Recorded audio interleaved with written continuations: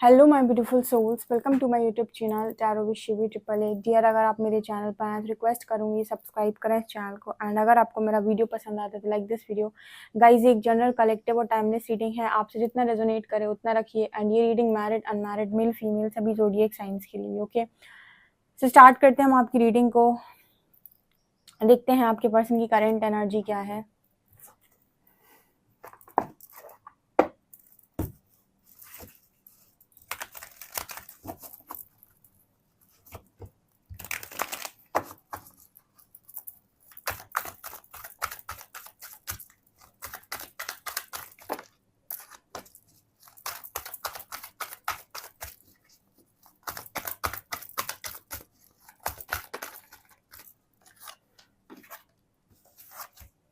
लो भाई, spiritual union, क्या बात है।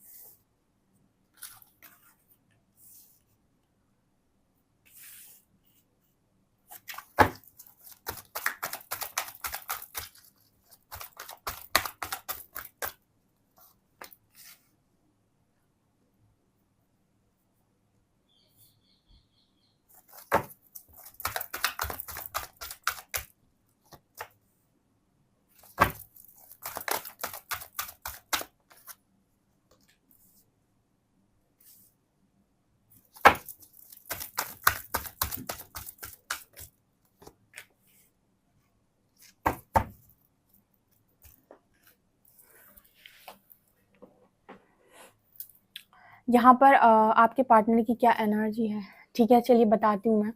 उसके बाद उसके पहले गाइज, जो लोग भी पर्सनल रीडिंग लेना चाहते हैं उनके लिए व्हाट्सएप नंबर मेरे डिस्क्रिप्शन में दिया हुआ है। ओके, सो कमेंट सेक्शन में जो लोग भी लिखते हैं आप चैनल पर जाकर देख सकते हैं। ओके, तो यहाँ पर कार्ड आ रहा है spiritual union, awareness, material harvest, light, trump, material and spiritual prosperity, deception and envy, love begins, stand your ground, ठीक है, सेक्रल। यहाँ पर आपके पार्टनर की क्या एनर्जी। सबसे पहले तो गाइज आपको यहाँ पर ये दिखाई दिया होगा स्पिरिचुअल यूनियन, तो सबसे पहले अवेयरनेस आई है आपके पार्टनर की यूनियन को लेकर आपके पार्टनर के मन में अवेयरनेस आई है। जैसे आपको यूनिवर्स यहाँ तक लेकर आए गाइड करते करते, वैसे आपके पार्टनर को भी अवेयरनेस आ रही है यूनियन को लेकर। अब ये कौन सा यूनियन है ये समझिए आप। स्पिरिचुअल कनेक्शन का मतलब हो गया कि एक ऐसा व्यक्ति जिसके सोल के साथ आपका स्ट्रॉन्ग कनेक्शन है और आप वो सोल लेवल पर चीज़ों को फील भी करते हो, बट आपको ऐसा लगता है कि बॉडी को लेकर आपको ऐसा लगता है कि आप दोनों की सिचुएशन अलग अलग है। जब आप फिजिकल बॉडीज़ में होते हैं तो आपको कई चीज़ें अलाइनमेंट में नज़र नहीं आती, लेकिन स्टिल आपको इस इंसान के साथ एक अटैचमेंट फील हो रही है, आपका कनेक्शन उस व्यक्ति के साथ, बिकॉज स्पिरिचुअल कनेक्शन है।